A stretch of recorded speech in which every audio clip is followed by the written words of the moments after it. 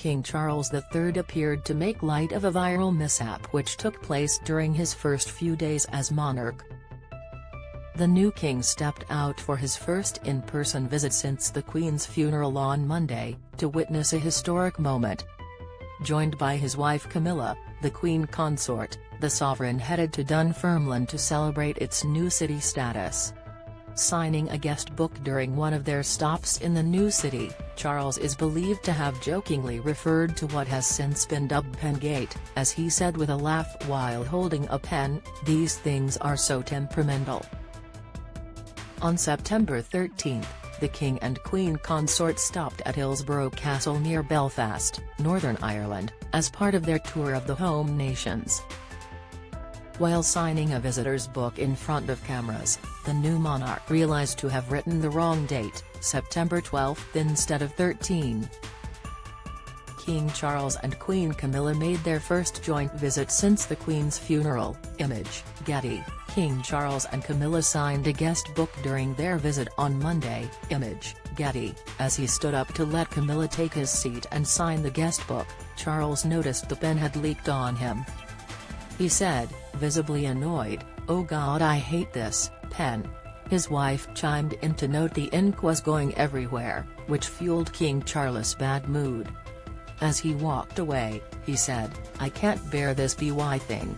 Every stinking time." Read more.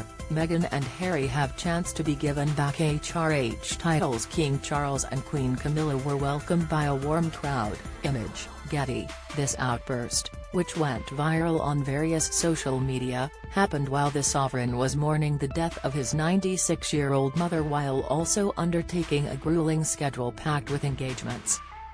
King Charles had already laughed off this incident a few days before the Queen's funeral. As he took part in a walkabout during a visit to Cardiff, the King was gifted a pen just in case by one of the many well-wishers who had lined up to see him and offer their condolences.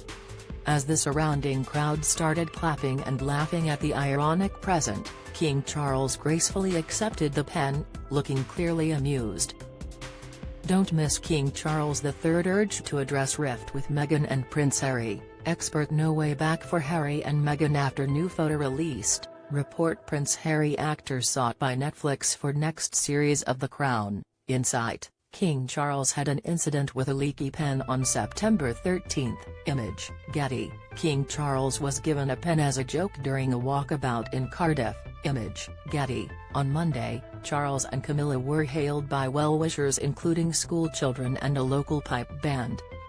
At Dunfermline, the royal couple visited the chamber room at the city chambers and Dunfermline Abbey. Wearing a kilt, Charles also met Scotland's First Minister, Nicola Sturgeon. In a short address at the city chamber, Charles said the new status of Dunfermline was a historic moment. King Charles and Queen Camilla got married in April 2005. Image, Express. He added the new city status was a fitting way to mark my beloved mother's extraordinary life of service and remarked how Dunfermline has been made famous by its own long and distinguished history, and by the indispensable role it has played in the life of our country.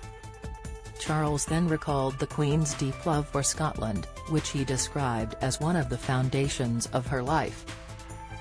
On October 2 last year, the Queen herself had opened up on her deep affection for the nation north of the border. Attending the opening of the Scottish Parliament, the elderly monarch said at the time, "I have spoken before of my deep and abiding affection for this wonderful country, and of the many happy memories Prince Philip and I always held of our time here."